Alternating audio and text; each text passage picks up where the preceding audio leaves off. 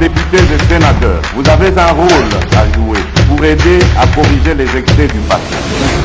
Vous les collègues du Grand qui quittez les groupes armés, je vais le dire.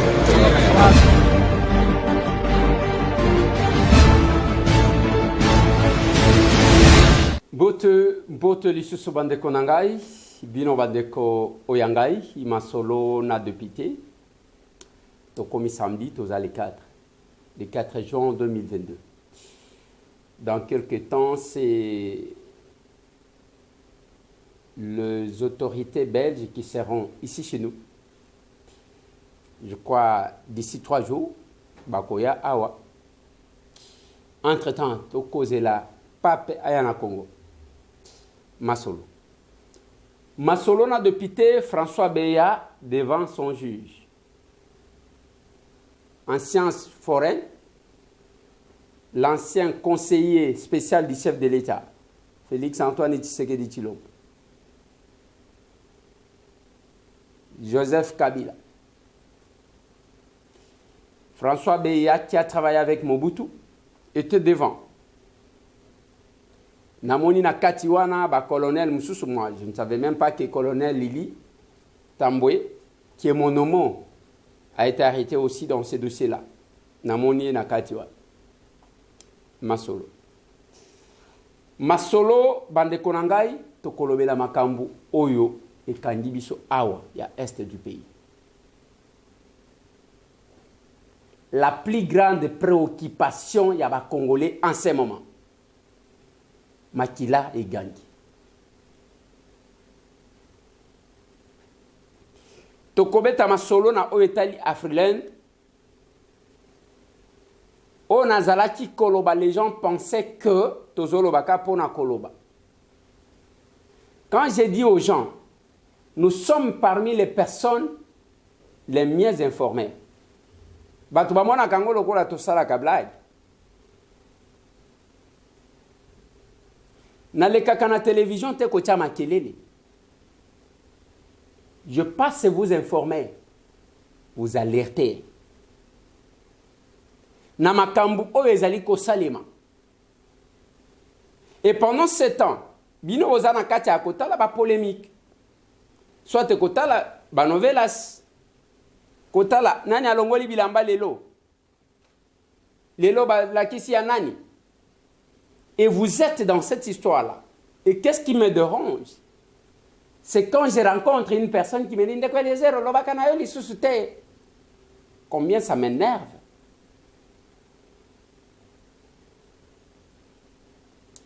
Mes condoléances les plus attristées n'avocat Nangaï, maître Gentil Soukoulati, qui a perdu son père et qui a été porté en terre aujourd'hui. L'honorable Soukoulati nous a précédés.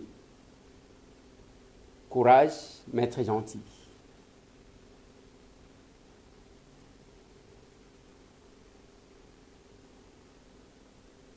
Tangu tola mukaka, ou bien ceux qui vont à un moment donné, j'ai fait 1 année. Na sala ka bémission te parce que bah tout le monde ko bayaki ko créer loi ya makanisi na bango. Non, c'est incompatible na nini. C'est que tu ni bango na en Belgique. Attendez monsieur, ozolobela na nani, ozolobela na mutu ayebi ko sala différence entre la culture européenne occidentale na la culture africaine. Ce qui pose problème aujourd'hui dans l'application de certaines dispositions de loi, parce qu'elles ont copié aveuglement.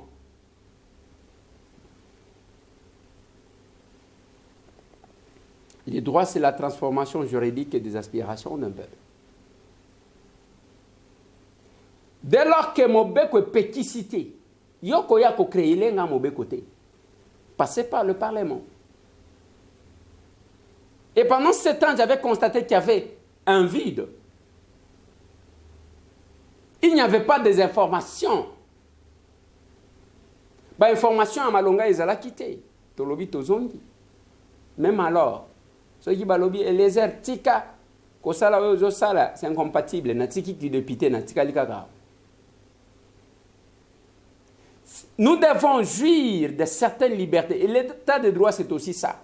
Respect à Mobeko, Ogola Mukate. Na discuter na c'est ça que na discuter na UNPC na lobby. Quelle est la disposition légale aux incompatibilité. Oh voilà, déjà ceux qui ça c'est l'interprétation. Là qui s'habille sur la disposition. Zéro. Et tant que tous dit chaque jour, on sait pour moi n'y a qu'à informer bien. Yo moko zo beta kama sapo so ki wapi.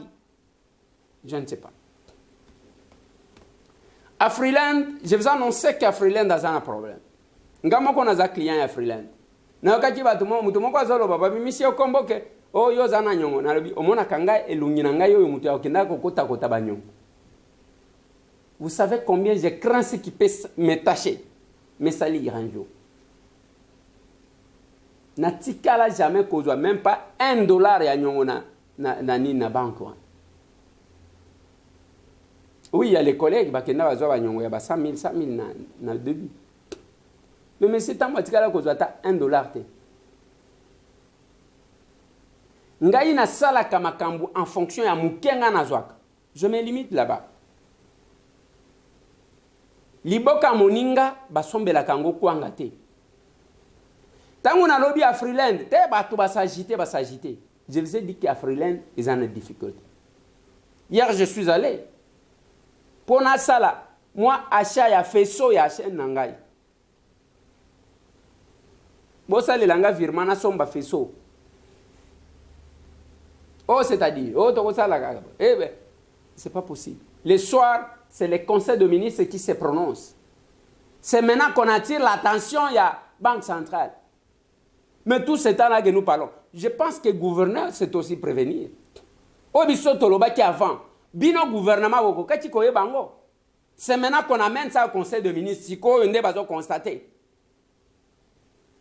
Bokota na ba COP 1, et je l'ai dit, ce qui est Kobima que, sous Kabila Biaka Meli ba Congolais mbongo, et que sous Félix, cette fois-ci, c'est à Freeland, des moutouazos, mais là-bas, épargnant bon, sans compter Biloko na bino aventure, wana ba my gold de rêve, wana na lobaka na bino, bota la ka eloko, botika lokoso, yambongo, pourcentage wana bazo pesa bino, ça n'existe nulle part au monde. Bango basala kanini, oh voilà, blockchain, oh my gold de rêve, bazo utiliser ba biloko moko, yozo comprendre te, nakuta guna tala batu batondi. C'est là que Nathalie Sabat. Je pouvais bien faire une émission de 30 minutes. N'a du 5000 balles. Naloba, non, je n'induirai jamais les Congolais en erreur. Yango bomoni même batunga ina sale la publicité. Natena kabango à l'œil. Mutu moko azo comprendre tes a docteur Kabé. Au tenir ya l'œil après ya abondele oyambie lobby obandi kozwa lisusu ba réclamation même monsieur. Olingini. Ndenge nazana ba John Connection. Na recommanda kabino pona bilamba na Italie. Ezana ndeko nanga Isidore na Chine. Président de la communauté congolaise. Ok na Chine, ezai Isidore. Ceux qui osent en Turquie, na recommanda kabino John Connection. Makambo transport, Nathalie Sakabino JFM service. Depuis na banda ko travailler na ye. Ceux qui botali mo mobile wana. Okoyoka jamais loko na ye et pas mutu msusu. Kake pananga. Et je sais où est-ce que to banda na ye na ndenge JFM komi wana. Ceux qui ont un problème à koluka ye moko arranger ngo avant. Voilà ce que nous voulons. Parce que des fois baraté ceux qui est loko mutu bukani ye moko afuti sans que ngai na ye. Nous devons donner image msusu. Ndenge na lobela kabino leki nanga mogisho na makamu na ya po ainsi de suite.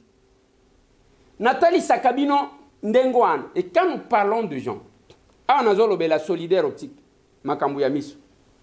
C'est un autre Congolais qui a excellé. Vous sentez l'ordre, vous ne sentez pas les problèmes dans l'avenir.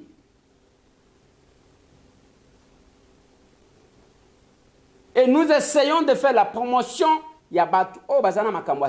Je vous ai montré, je vous ai dit qu'à Freeland, il y a un problème. D'un côté, le mandat d'amener, c'est parti dans tous les sens. Cop na cop. Banque, c'est une banque privée. Et le comportement et le modèle, ça décourage les investisseurs. Okoya te mikotisi kaka nenwa. Bien que koyaka parce que ba politique ba kota ba actionnaire. Na ebisa kabino ezana tata moko na boya kota nkombo na ye. 20 millions de dollars. Et kenda na bien que wana. Ya meka koloba te. Ba koyoka ba kutuna yembongo wana ozwango wapi. Azokufa nango na mutema.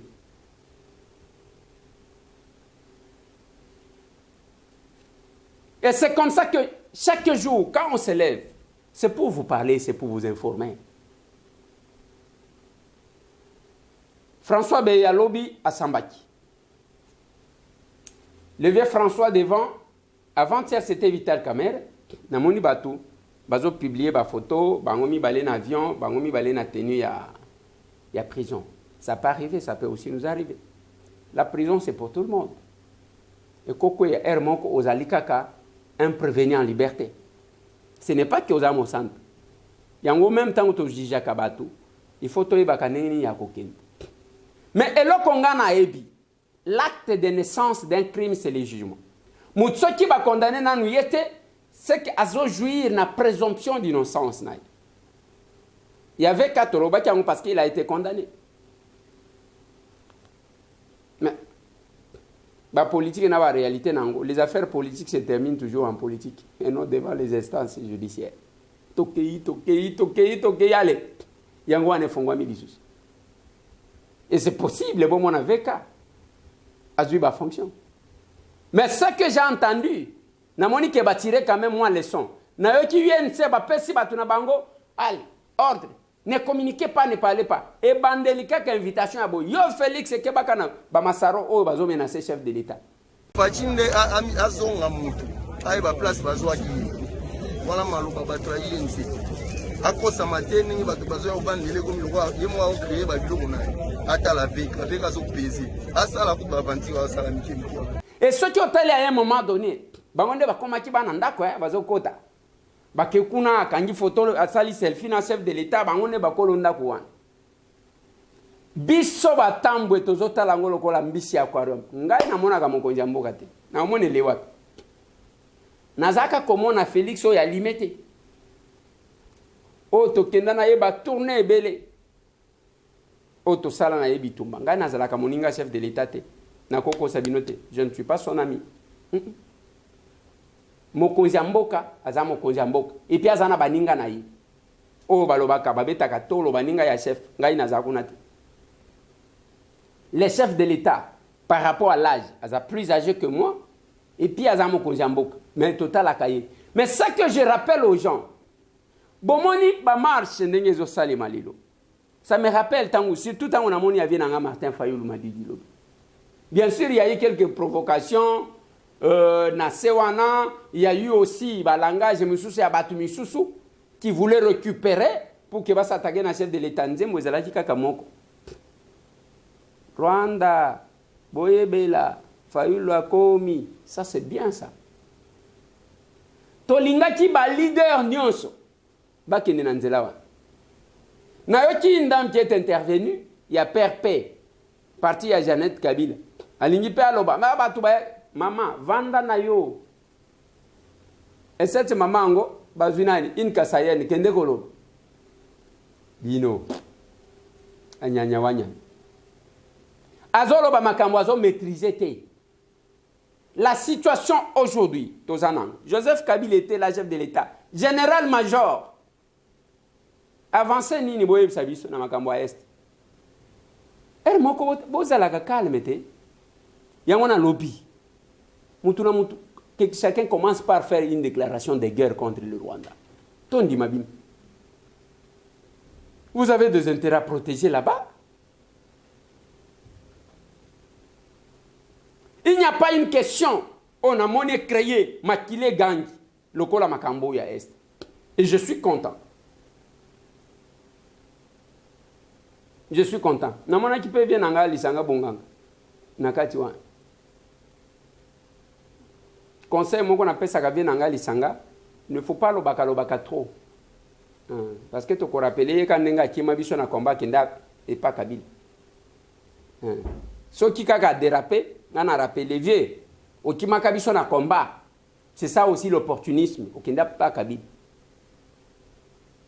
Ce qui a dérapé dans l'obité vieux, yo zalaka kolanda batu simasimo. Qui pouvait croire que yo lisanga bonganga okoyembe la Martin Fayulu nengo komi koyemba bo. To ça là une structure, la plupart ya ba structure bazali ko pesa kaka yo.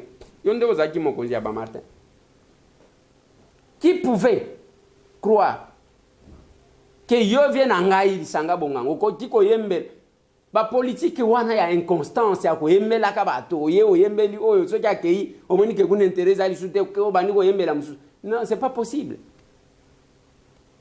Yango tango lobi ba accord. Oui, ba accord, il faut lo ba accord. Il fallait que lo ba accord tango kenda ko kota na gouvernement ya Kabila. Ici nous sommes devant une question. Ya makile gangi. Lobi na yebisa kibino. So ki likambu ezo simande kono yoko yoka nasoka biente. On a eu qui muteme panzaninga. Na qui makile panzaninga. Ozo mitu na qu'est-ce qu'il y a? Nyari. Nzoka ndende kono yo a problème. Voilà pourquoi tozo benga opération SOS makile gangi. To sunga. Ata na lobi boye o calculer ata moins valeur ce qui au kabakate. Ata moins valeur ya sakaloso moko. Kabaka quand même pour une fois. Au calculer ce qui au kabakate le minimum. Sac valeur ya sakalos. Sakalos je crois c'est ceux qui ba 25 ceux qui $30. Au calculer ata one. Ezaka ka yo tendo linga kambongo yo kaka ndo mtu azaka mtu apasi. Te. Anniversaire ya mwana na yo oyebi nengo bimisaka misisa. Ya yo moko oyebi champagne ozo sepela mais makile ganga. J'ai donné numéro ya Airtel Money. Ka numéro nanga yo plus 243 998 311 332.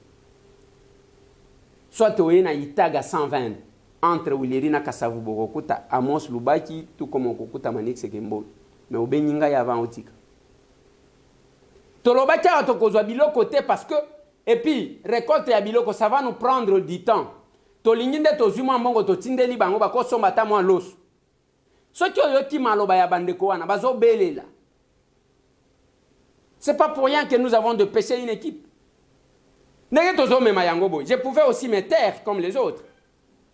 De toutes les façons, parce que la plupart des politiques, ceux qui ont abimisi ça, intérêt qu'il y a élection pour que. Mais ce n'est pas possible. Quand on est porteur d'un mandat national, on est de pité nationale, on se comporte en conséquence.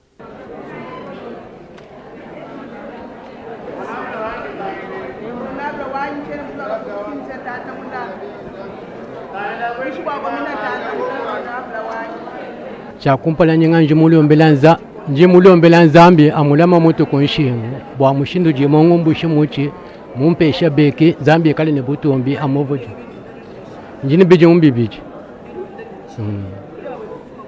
ufumo kujama mba ngombole mufuko mutoka ko lukontuta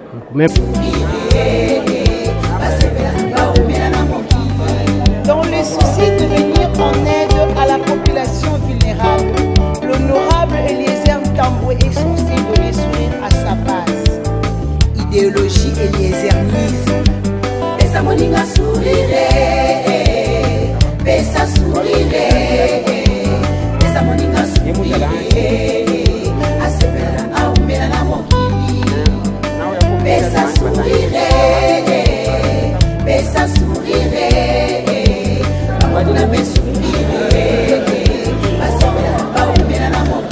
Tango etuluku ya badepine bakotongisa mabenga na bango na mbongo topekisa ya biso honorable Eliezer descend tobe descend ayeba nini ezotungisa ye base le vrai défenseur de la population.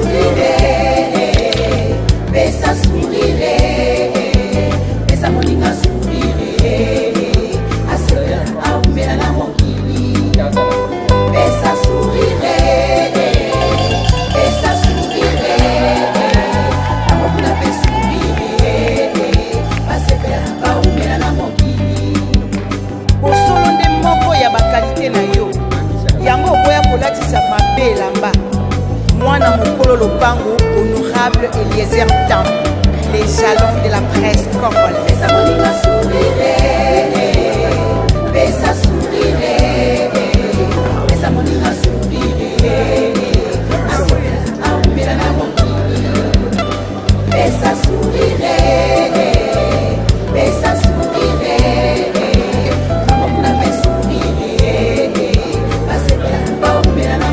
Ozala rejeté na famille to na société elakisi te ke osuki onzambe alakaki différence olakisa honorable Eliezer Tambwe apesi yo lisusu sourire toponaki yo totindaki yo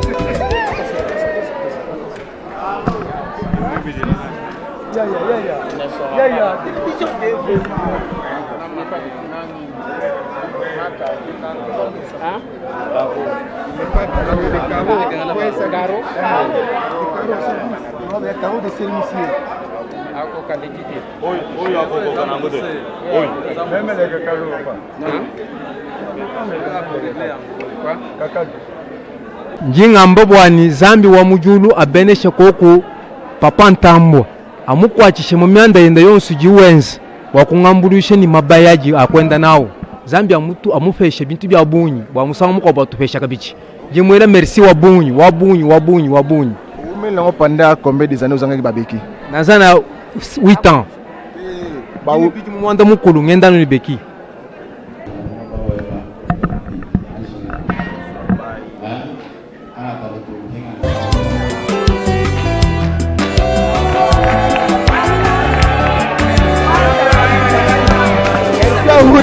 Fumuwanyi nzambi akubenesha fumuwanyi ngendela mubitochi ngendenga tumini byanza bantu benda bampenda kati lenga tumini byanza fumuwanyi nzambi akwela chilongo chene ni chawa kula fumuwanyi nzambi akubandisha myanzo fumuwanyi ngendenga tumini byanza mwana muji bindi bani byosi biha fumuwanyi mushala mwabe buchi jingi bantu benda bampenda benda ba mwana munjila mulengo wa tumini byanza mulengo amenyi fumuwanyi ngashadi ngendela go wanyi mulu wayi bantu bigala bangela go na shamoyo kubyanza bachi kubangela mo kubyanza tu abenda ba mwana mu juendo lenga tumvini byanza mwana mu juendo lenga menyi sinyeyo wo musoku la mabintu udwe la wa mufumo merci ndako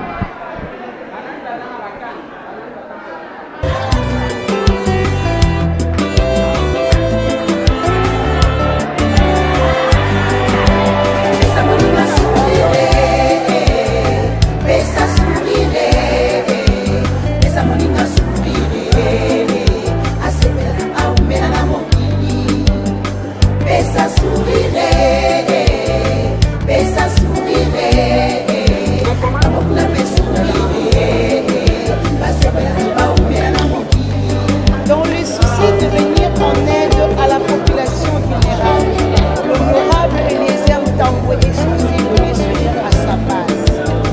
Idéologie eliezerisme. Pesa moninga sourire, pesa sourire, pesa moninga sourire, asepela aumela na mokili, pesa sourire, pesa sourire.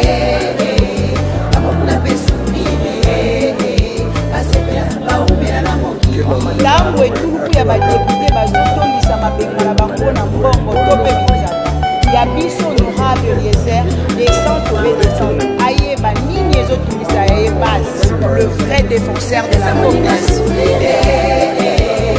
Pesa sourire, pesa moninga sourire, asepela aumela na mokili, pesa sourire, pesa sourire. Ce n'est pas je suis député national.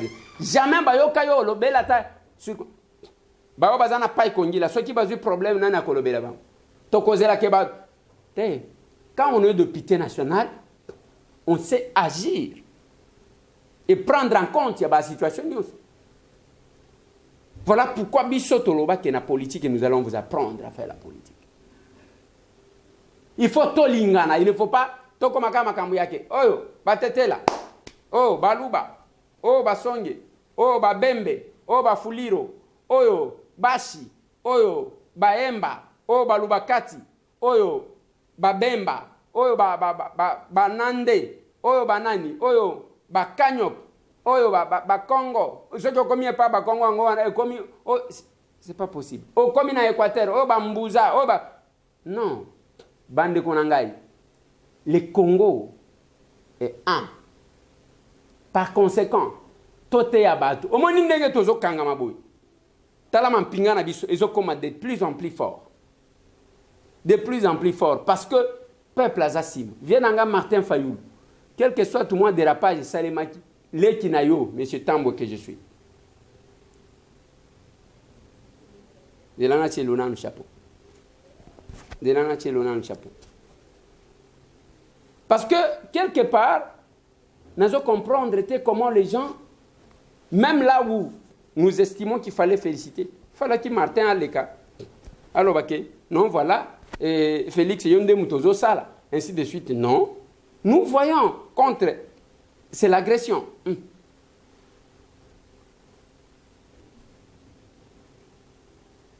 Yayo Yango. Chaque fois que les Congolais se réunissent, moi, Tambo, j'applaudirais. Même temps, on a sali commentaire mon sur le dossier, il y a rencontre à Katanga, il y a réconciliation katangaise. Batu bayo tiango ma papa, naibi Katanga koleka yo. Tangu bomoni na yako sekuisa makambu ya Lusinga. Le grand chef Yabatabwa, qui parle de lui? Pendant que tout le monde au Katanga, là, les gens font des recherches et ainsi de suite. Aujourd'hui, nous attendons l'île à Lumumba. Mais Lusinga toko réclama kayem colonie. Lusinga toko réclama kayem colonie. Vanda. Vanda. Et c'est là ce que j'ai condamné, j'avais raison. J'ai dit que la réconciliation était politique. La réconciliation n'était pas culturelle. Et nous avons compris que c'était entre deux individus en même temps. Mais Baké Kobeta, au lieu de drapeau, il y a Congo et Mata. Il fallait qu'il balata Lupopo na Mazembe. C'est ça aussi l'unité. Les deux grandes équipes katangaises. Yangoa. Lupopo na Mazembe. Allez, Batu, Monani, Batu, Oyo Kanakate, Bayokaniwan. C'est ça aussi la réconciliation. Et aussi la réconciliation ne doit pas se faire sans se dire de vérité. Qui a demandé pardon à qui? Et ce qui n'a pas là. Oui. Je réconcilie, c'est bien, mais respecter les résolutions, les engagements. Et comme à qui? Et ce qui n'a pas là. Mais c'est un bois parce que vous appliquez à Tanguay que M. Tambo. Vendati. Les opportunistes à modèle. Je prêcherai. Et dans toute province, na kotange la binu ba province news, ezaka na ma problème yake. Ba oyo nde ba mizo akaloko la tribu ya makasi, koleka ba oyo. Na lobela ki bino ya bashite. Sejo gomi na Katanga, batu balinga kosala loi plus. Ezaka ba lubakati. C'est qui aime faire la loi au Katanga, ezaka ba lubakati. Na ko pesa yo ndengwana dans chaque province. Dans chaque province na ko pesa yo. Ce qui pose problème aujourd'hui dans Sankourou les années. Et ça que batu ya loja balinga comment na batu misusu lokola bango batu ya loja bango kaka nde bazana. Et bango wana bango mo konde ba conflictuel ya kosakana te. Même ceux qui ont wapi, même ceux qui ont longo oye na Kasai, oke na kabine oke pa basonge bango mo okuta kaka ba oyo nde basonge balinga komizwa lokola ba super ba mususu wana bazaba villageois. Mutu azana mboka azobenga batu misusu ba villageois. C'est comme ça quand j'ai suivi la vidéo, comment envoyer, il y a mon gouverneur, Nathan Ilunga, na rencontre, je vous propose de suivre cette vidéo et tout ça dans mon commentaire. Nous savons que c'est le doyen des gouverneurs élus qui devrait tenir ce discours Malheureusement, il est empêché et nous avons le devoir de le faire à sa place. Honorables députés nationaux, honorables sénateurs, éminents, notables de l'espace Grand Kassai, la joie inonde de nos cœurs et nous manquons des mots pour vous l'exprimer. Parce que vous avez accepté de nous recevoir, parce que vous avez accepté de nous honorer ce soir, nous vous disons grandement merci. Cette rencontre est un témoignage de l'amour que vous avez pour vos provinces et de l'intérêt que vous portez à l'égard de ces animateurs. Honorables députés nationaux, honorables sénateurs, éminents notables du Grand Kassai, nous n'avons rien à vous enseigner sur les situations que traversent nos provinces, étant donné que vous en êtes l'émanation et qu'à toutes les vacances, vous avez des rapports que vous élaborez et qui en disent plus. Vous êtes donc les premiers avocats et défenseurs des droits de vos provinces auprès du gouvernement central. L'heure n'est plus aux querelles intestines inutiles, moins encore au tiraillement. Unissons-nous, faisons ce qui est de notre mieux afin de sortir nos provinces de leur carcan du sous-développement indescriptible. Qui d'autre à part vous qui puisse pénétrer les portes de la présidence de la République? Qui d'autre, honorables députés et honorables sénateurs, secouerait le gouvernement central pour l'exécution des rubriques telles que la rétrocession automatique, la rétrocession sur investissement, les frais de fonctionnement des provinces et des entités territoriales décentralisées, les projets sur l'investissement du pouvoir central, les dons et projets sur recettes exceptionnelles ou venant des partenaires techniques et financiers. Un proverbe japonais dit: si vous voulez vous moquer d'un savant, demandez-lui des... Ça, c'est mon gouverneur, Nathan Ilunga. Le gouverneur dont je suis l'administré. Naloba na yenengwana na téléphone. Ba memiye na rencontre moko, ba pese maloba, les fameux notables, le député sénateur, bazakuna.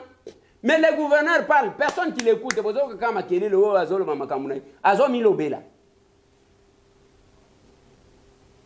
Manque de considération.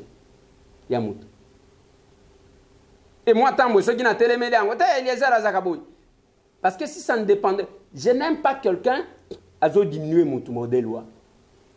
J'ai commencé à dénoncer du fait qu'on a tendance à vouloir diminuer Nathan, qu'on voyait le cola.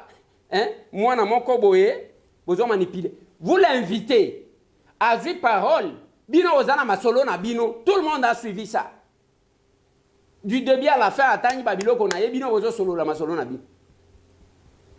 Et moi, tant que je dois accepter de voir mon gouverneur, le gouverneur de chez moi, être humilié. Tous ces gens, et voilà les choses qu'il fallait analyser.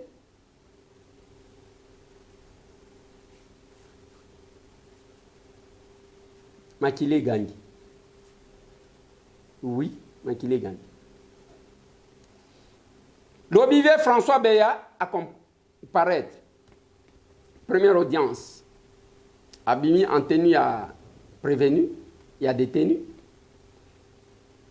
Nakati wana namoni colonel Lili, namoni bandeko mususu, babandiko Sam. Ce que nous attendons est que la vérité éclate devant tout le monde. Ce qui François Beya a Salamabe, il a comploté contre la République, et il a établi et qui paye le prix, il y a complot. Mais ce qui François Beya a sa victime, il y a Kuba, qui soit tout simplement quitté et blanchi. Nous demandons à la justice de faire son travail. Et je sais que ma preuve comme on a. Il fallait qu'il batte à la télévision. Na RTNC to landa kati. Nenge to landa ya Vital Kamerhe. Na moni ba photo ba zo tiela biso bango mi balé na avion bango mi balé na ni. Et il fallait qu'il to kinde na ngopende ngwa. Mais oh il y avait Kaya Liboso. Au moment où invitation ba to ba bimi wana. Oh, menace contre le président de la République. C'était comme si au cas où on arrêtait Vital Kamerhe, le monde pouvait s'arrêter. Si bakanga veka na yo kata mutu moko te akeko sala par solidarité akeko lala libanda na selembao. Parce que prison centrale de Makala les agana selembao. Na mutu moko asekisa biso alobi kitsa sa bakamnyo c'est compliqué. Okoyoka ka aéroport de Njili. Ce que Hollande ya ngweza kana nseli. Prison centrale de Makala. Nzokande ezakana selembao. Donc, ceux qui balobi et loko wana bazoloba, échangeur délimité. Ceux qui Hollandi ils en alemba. Donc, au komona que biloko ka pour comprendre Kinshasa il faut bah moi calcul. Boyebi il y a une dame qui me faisait rire un jour. Allo papa. Nanu na kenda aéroport mbala liboso papa nanga zalaki na déplacement allo bi atindi kolimoko. Bien que je suis né grandi ici, le Gola va à l'aéroport, Yanjili, Nazui, transport Yanjili, Namoninga Nangai, terminus. Toko Mikuna Dovani Kotala, aéroport est à l'aéroport. Oh, Yosama LT, aéroport Zongaboy, Nzokanda aéroport est à Kananti. Alors, Kinshasa est un makamunango compliqué. Notre-Dame de Lingwala, Yagwezana Gombi. Donc, c'est compliqué. Nous attendons bande konanga to kayam.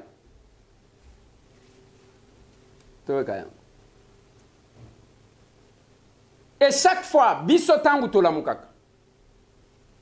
Chaque jour, avant Obima, au Koyamba Batu, lobby, na mbaki bande koya ministère et affaires foncières, on a zolu kakukuta na ministre Molendo Sakombi. To discuter na sur les questions lui reprocher na yo ka version na ye parce que Molendo c'est un élu de Lukunga de Kinshasa, pas seulement de Kinshasa, de Lukunga comme moi, et aussi à la ministre le fonctionnement des institutions c'est un fonctionnement complémentariste. Bangoa arrêté pourquoi? Je t'ai arrêté parce que après... Le problème c'est lequel? Vous êtes ensemble. Si vous siffler, vous m'aimez en pourquoi? Je continue.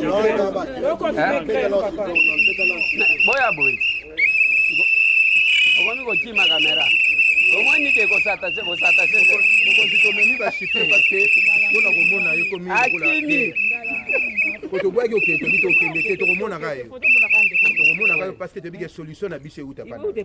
Alors, on attend la table. Il nous a promis ce qui en fout à biseau. La première chose qui est la banque. Et c'est ma banque. Vous avez vraiment d'argent à faire foncier. Vous avez syndicaliste, central congolais de travail. Vous avez d'argent à faire foncier. On a révélé c'est là la personne carte na ngai. Ba banque. Oui, permis. Oui, parce que nazo tuna boye eza pas mbaté. Pour généralement on a ba démarche à boye et bimaka que oyambi batu oyo bazai à faire foncière. Soit oyambi ba fantôme en quelque sorte. Oui, alors. Oui, loba papa. Atindaki biso na bancarisation. Mais chose grave, avant grève, on nous a à 500 000 francs. Mais pendant la période de la grève, tu as comme ma majoration, il y a 39 000, comme 40 000. Tout ça, on peut à 28%. Après, on a une recensement de la fonction publique. Mais tu sais qu'il y a un prix spécifique. prime ya brousse, prime de risque, prime permanente. Suivant le protocole d'accord il y a 2012, il y a la banque commerciale du gouvernement congolais, et si on a fait prime, on peut faire salaire. Mais dommage, si on a fait salaire à Ecobank, prime à FBN Bank, alors, pendant très violent octobre 2021, si tout comme le mois, le lobe a c'est là que toujours depuis octobre 2021, toujours mon égosso. Si ce que le prix manière à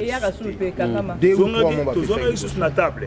Maintenant, l'initiative du ministre de Ming a un FED syndicat, c'est-à-dire qu'il y a $200 pour Zimbongo, vous avez corrompu d'une manière stratégique. Distribuer tout l'équipe logo, j'ai vu dans la passe. Comment va publier chaque fois deuxième meilleur ministre, troisième, mais via Bajan et ça passe. Tout ça, locaux à bien tout ça, on a bis à transporter, centre médical exacté, ma division est sous-logée tel qu'un télé, maloko, mon foula c'est le mbao, kitambo, ngalé mana gombe, ngalé mana na lingwala. Alors, ma division dans la mapang zali, kasavubu, limité, et na chango et sili.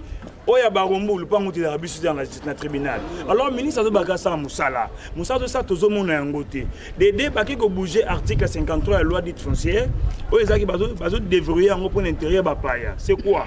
Nous avons un contrat pour les étrangers, la RCO, le registre des concessions ordinaires. C'est 25 ans renouvelable pour un étranger. Mais le ministre na séminaire autour de ça là, bazo ko bouger yango, maman comme tout na mémoire na biso wa, bazo modifier yango pour ba proposition na parlement les comme 100 ans renouvelable pour les étrangers. Pensez-vous soit que Rwandais a sombi mabélé na réforme, soit mabélé à 100 hectares à 800 ans. La réforme honorable. Congo était Camille. Togo yango Congo était Camille. Yango te ko mona yo, oui c'est chef de l'état et te molo na ko ton pays. Oui. Ayeli biso strictement aux alliés benjen expert privé. Les Camerounais comparables na ba magistrat. C'est comme un magistrat attend un avocat sur les droits. Avocat à quelle année droit privé naïf. Quand on magistrat a une fonction publique. Mais biso ce qu'on expert na biso. Oh, bazan a affaire foncière, bazan va fonctionner dans le ministère public et à l'État. Mais dis-moi, bazan isolé dans la tâche, na bango 1% expertise, l'imitation, molen dans sali seiko, ils ont expert privé, oh 1% va foutre dans le trésor public et donc il approche avec expert naïe, l'argent n'est pas retracé à la trésor public. Il y a une cinquième implication na bino. Oui, chef de l'État. Asunga biso affaire foncière au Koufa. C'est un ministre fantaisiste, azane commerçant, azan ministre té. Bazan ça la complicité na CG na biso via Baja et Zali Kokufa. Maintenant, il travaille bien. Il travaille bien. Et que, travaille pas bien. Grâce à il y a eu maximisation, il y a Bambongo. Bino ndenge bozaki ko détourner Bambongo ezo kende na poche à contourner bino yango bozo tomokila. Il a donné une orientation. Il y a même makambo ya ba vente ya ba mapangu o bozaki ko kata ba mive bozo sala ba commission il y a pesi yango mutu ezo pesa bino kanda c'est honorable Zali papa na kati anda. On est dans langage politique. Soki yo ya solo o moni biso bana tozo yiba. Ke bana ba sengo bon comme yo tozo yiba pesa biso pour na biso. Vous allez douter? Sincèrement, on peut s'embonner mériter parce que nous sommes les simples messieurs engagés à la fonction publique pour les affaires foncières, pour tout ça, tout régénérer ma recette. Tout ça, pas policier. Mais nous fournissons des efforts pour tout le meilleur ministre. Mais pourquoi puis en retour, tous allez sacrifier, tous allez rémunérer la prime nabiso. En d'autres termes, ce qui affaire foncière a occupé deuxième ou troisième place. Nous avons une mobilisation de recettes. Comment il fait? Il y a maximisation de recettes, on a qu'il faut se faire sentir dans la prime théo à jamais occupé. Ce qui est grave, les preuves sont là. Et où tu as détournement, vous avez la preuve, il y a basé. C'est ce qui m'intéresse. La PV a déjà on a quoi tester que Mbongo est bimant. Chef de l'État, détruit Mboka. Ngai naza député. Molendo aza ministre. Certainement aza qui peut élu dans le Kunga lokola ngai. Na koluka na kenda na cabinet na été. Na koluka soit je vais les rencontrer. Officiellement, je vais y aller avec ma caméra. Na ba document bino bo pesinga pour qu'il n'y ait pas tentative ou bien soupçon, il y a corruption. Je vais les confronter, ces éléments. Après, je vais enclencher les mécanismes parlementaires où tu es capable de faire ça. Parce qu'il y a il y a des choses que nous ne pouvons pas. Je pense que dans mes mots, vous avez tout écrit. Vous avez tout expliqué. Oui. Ok? Oui. Et que vous confirmez que n'est pas aboué, tricher à Zate, bidon, c'est vos agents à faire.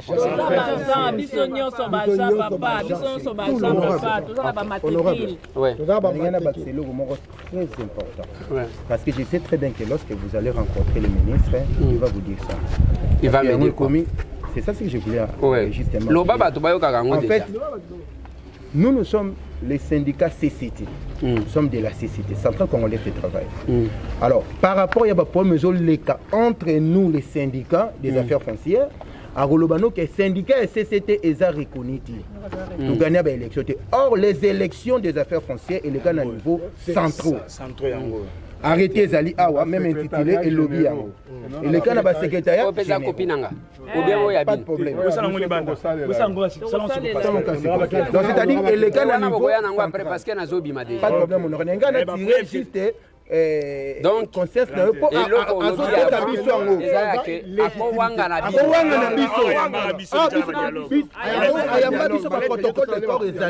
ok. Na kopesa bino adresse ya place to komona. Ok, ekozala awate. Ekozala soit na Kabinda, soit na ville. Chombo cho? Chombo. Allez. Numéro contact. Alors. Biso to solo la kana ba électeur na biso ndengwana. Donc, quelle que soit place mutu avandaka. Orientation ezalaka. Yango nga na lobaka na batu. Yo vanda place ovandi. Finga na yo ngai. Loba na yo mabe okolinga koloba. Y a pas de problème.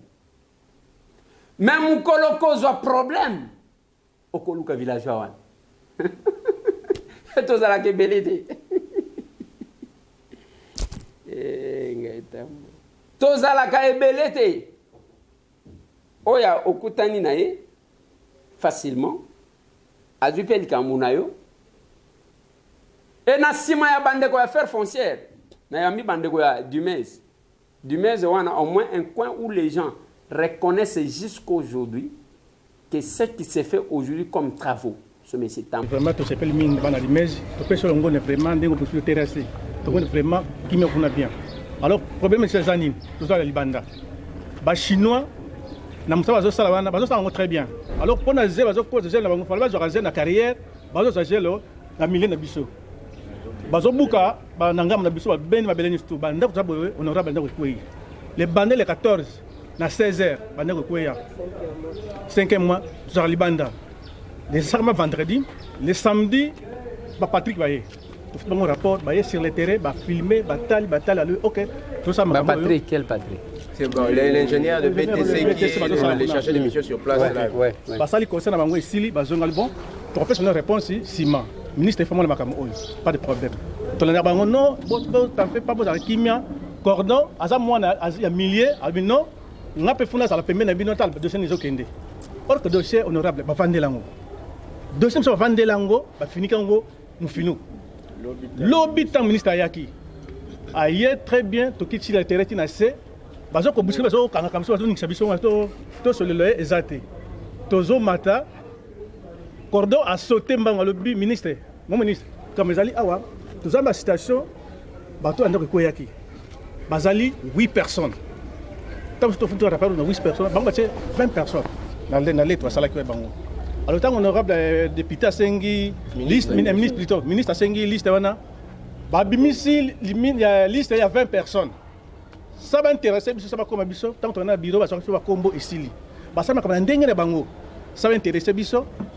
Tant que ça le bon, zoli kambu oyo, bolandelango. Pour tous les banda wana, tous les banda, tous les banda basna banda. Pour ebina lukunga, tous ana bérosion ebele. Ceux qui tous moi grâce à quoi arracher et sikawana, il faut to battre la yango pour éviter que nous soyons à côté libre. Nde yango wana. Alors, il faut que nous ayons la sagesse sans brutalité. Le ministère a bien accepté de vous écouter et aussi, les cas échéants, de vous assister. C'est lui avec qui j'ai causé là, c'est les bras droits du ministre. Ok. Je pense que c'est à moi. Ouais. Parce qu'il y a un libulu, libulu, tikuna nase. To bandi ko kendi na kena ofede.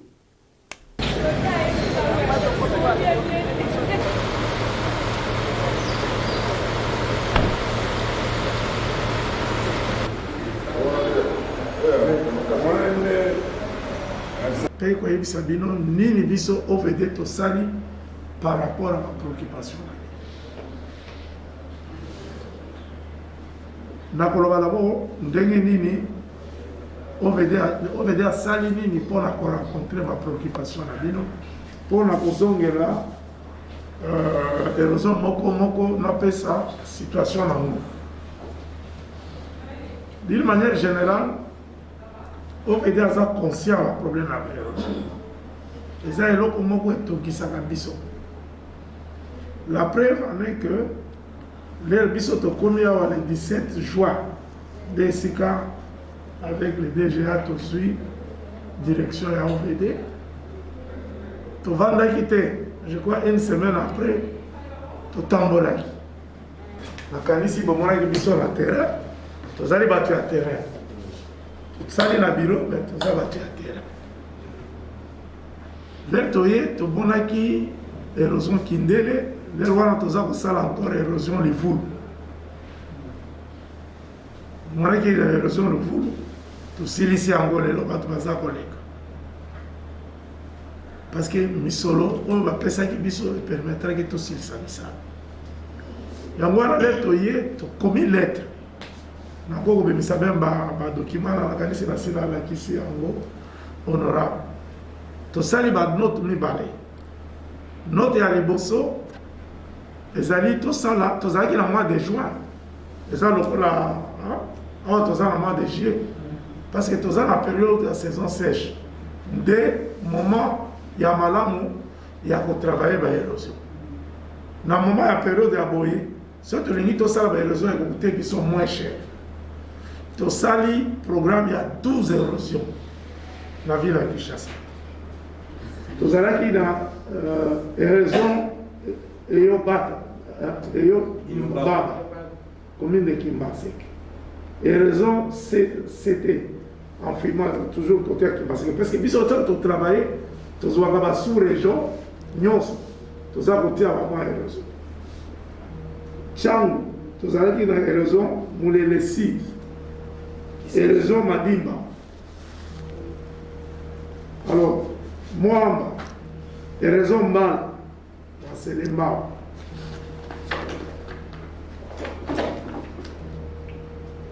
Maintenant, dans le Kunga, comme le Bibino Moko, l'érosion est ébellée. Bon, comment on a fait tout ça qui va l'érosion ébellée dans le Kunga. Armée d'Issali, Chikapa. Je crois, papa, ou Chikapa. Érosion Kapinga. Amonga pour la boyer Biango. Oui. Voilà.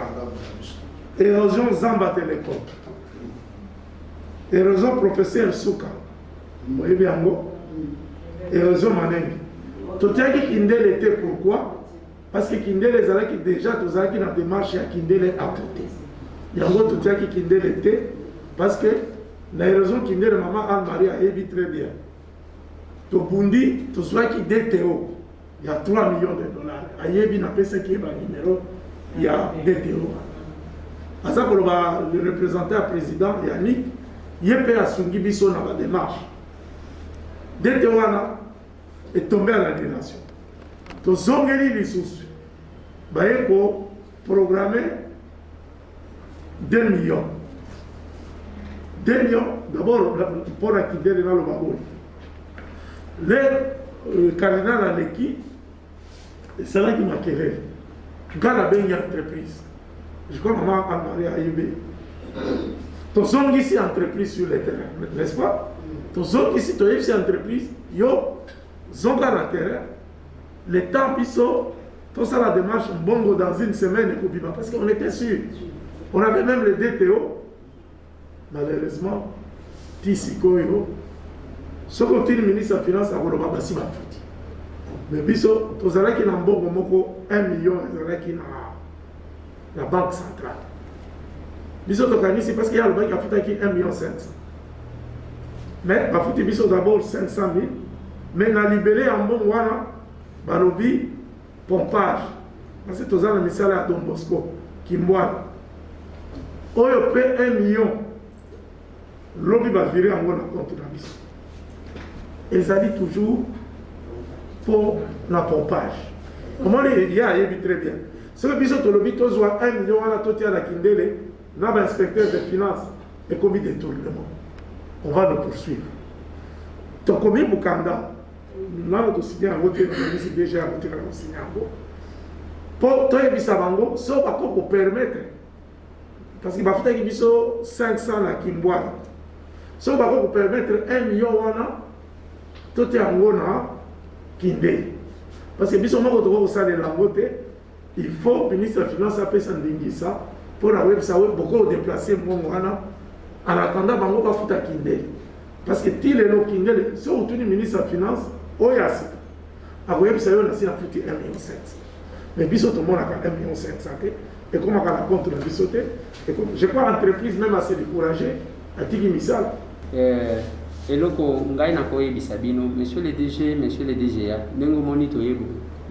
Une fois j'avais même menacé de marcher avec cette population. Dans ça la télévision na lobby, s'il n'y a pas de solution, moi je vais amener tous les enfants de Lukunga au bazo kufa au lieu ba kufa na d'érosion, ba kufa kasina masasi. On est capable de faire ça. Et par la bino, eloko ngana ko senga bino ezani. L'OVD a parlé. OK? Nazana numéro ya ministre ya ITP. Appelle ça Jingaya. Quand il y a deux obima, moi je vais l'appeler. Au moins, il va même agence à grands travaux. Ou on a tout commande, le ministre.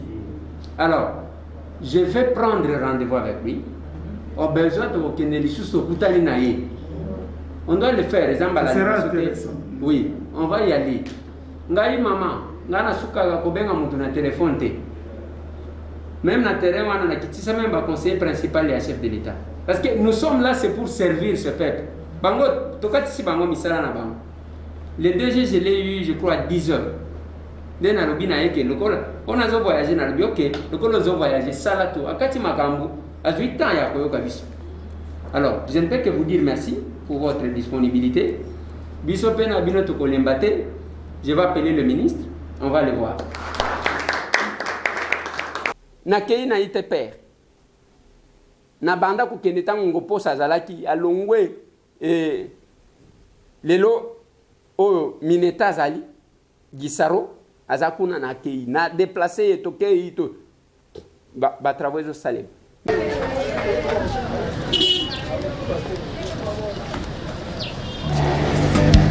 Esa moninga sourire, esa sourire, esa moninga sourire, asepela aumela na moto. Esa sourire, esa sourire, vamos la pe sourire, asepela aumela na moto. Tango etuluku ya badepute bazofundisa mabengo na bango na mbongo to mpe minzaka ya biso honorable Eliezer descendre ve descendre ayeba nini ezotungisa ya ye base le vrai défenseur de la population.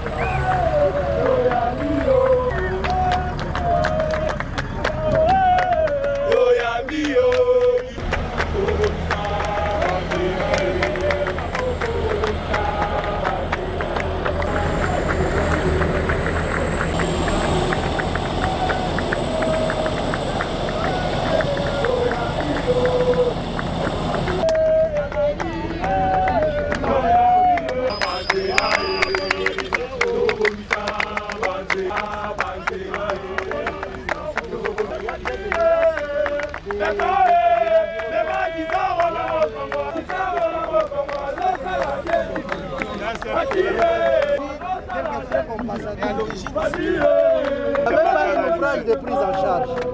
Ça n'existait pas.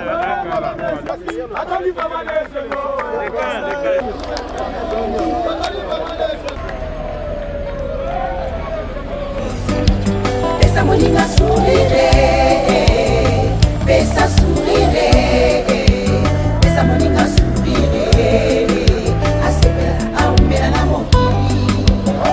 Pesa sourire, pesa sourire, amokuna pe sourire, asepela aumela na mokili. Tango etuluku ya badepute bazotondisa mabenga na bango na mbongo to mpe minzaka ya biso honorable Eliezer descend tobe descend ayeba nini ezotondisa ye base le vrai défenseur de la population. Pesa sourire, pesa moninga sourire, asepela aumela na mokili. Pesa sourire, pesa sourire, amokuna pe sourire.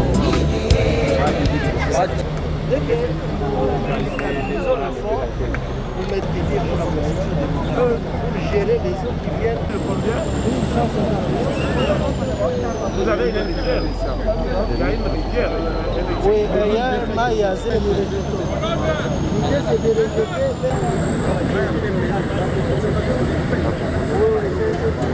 Ça déstabilise le système. Ça devient on réagit parce que banda ko attaquer pylône ya haute tension ya Inga. Tout le monde qui est pour la mort subite ya partout comme deuil national.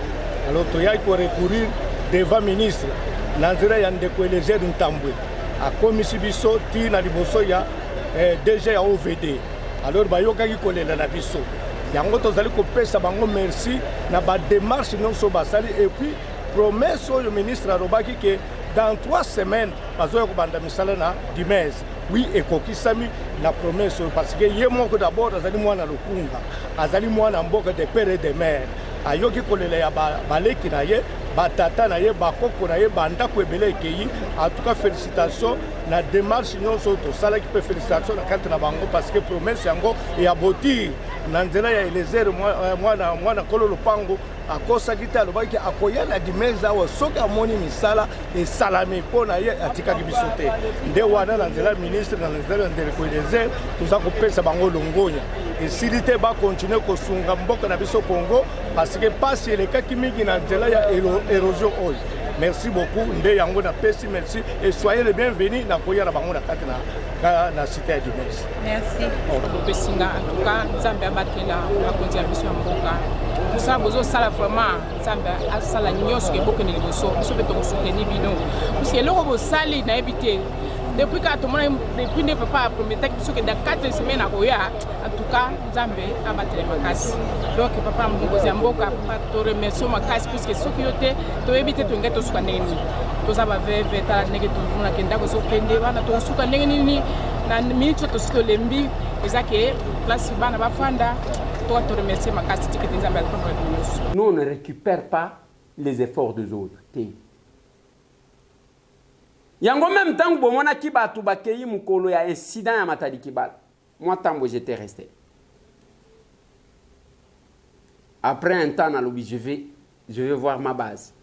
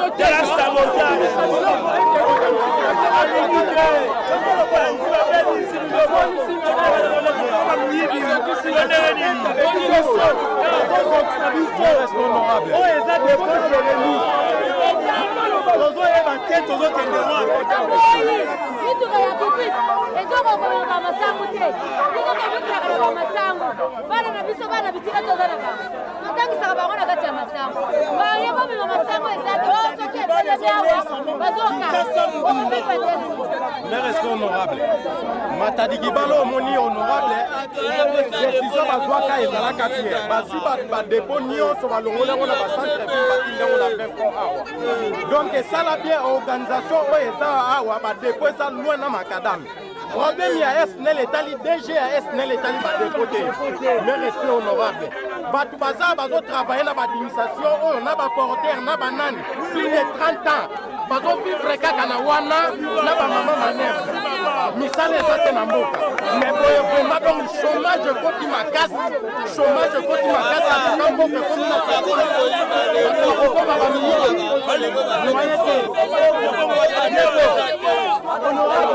Ko ba dépôt Jérémy Matadikibala oyo désolé ba milliers de familles muto sali société ba dépôt nyonso efuta ba taxi nyonso l'état ba impôt nyonso l'état senga et puis melaka na ba dépôt ezali biloko moko eza reconnu na niveau ya l'état eza biloko te bato basali na ba point po balia makambo ya SNEL etali société SNEL etali ba dépôt te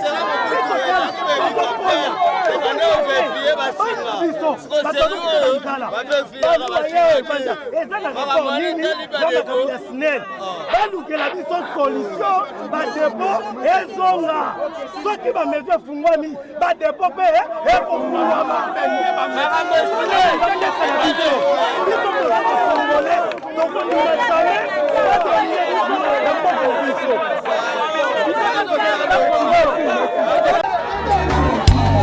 Dans le souci de venir en aide à la population vulnérable, l'honorable Eliezer Tambwe est censé donner sourire à sa base. Idéologie Eliezerisme. Pesa moninga sourire, pesa sourire, pesa moninga sourire. Yango nalobaka na bato, finga na yonga. Ngai naza motindami ya peuple wana. Na chef te toyambi bande kwa dime tu échanger na bango et j'appelais le ministre. C'est comme ça que moi j'agis. Tango bomona ki bato alemba yimbu baye, en dépit du fait que nous avions discuté avec le gouverneur à Kitaka sur terrain, jusqu'aujourd'hui je travaille là-dessus. Na wiki ke bakanga ki mutu moko ya droit de l'homme kuna akenda ki soki ndenge nazo solola dès que bamona bimisi téléphone baye bakangi pa ba soda bazakuna. On va terminer cette histoire là. Nous avons besoin de militaires au front et non pour tracasser bateau. Et j'attends le ministre de l'Agriculture. Birians, il faut qu'il t'en sur terrain. Tokoya na pompage. Il faut qu'il y ait un site où on va déranger ba maman va katabilang. Nous avons besoin de manger, mais nous maltraitons ceux qui produisent. Tous en apos à nini bateau télé magana ba boulevard basenga. Encore une fois de plus, merci beaucoup. Ma vie nanga Martin bandeko tozoze la action mususu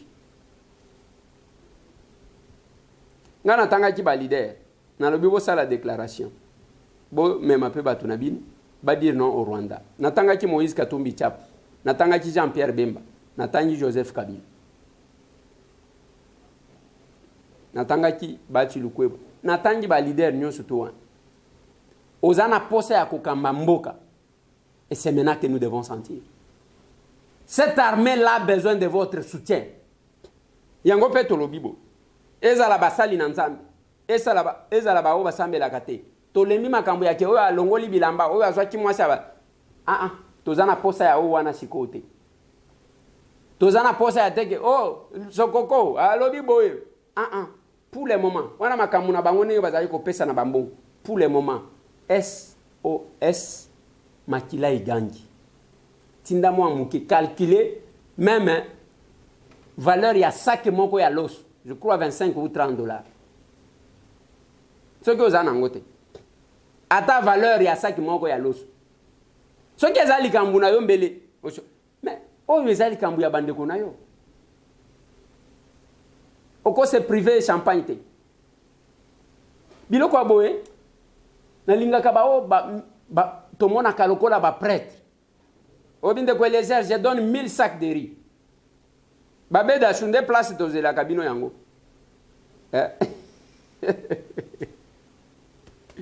Tous les patrons yo bayemba kayemba. Hein? Ya Laurence Koko. Tozana posa ya loso ya kotinda na est. O ya makambo ya serie yango. Plus 243 998 311 332. Tomona Nlobi.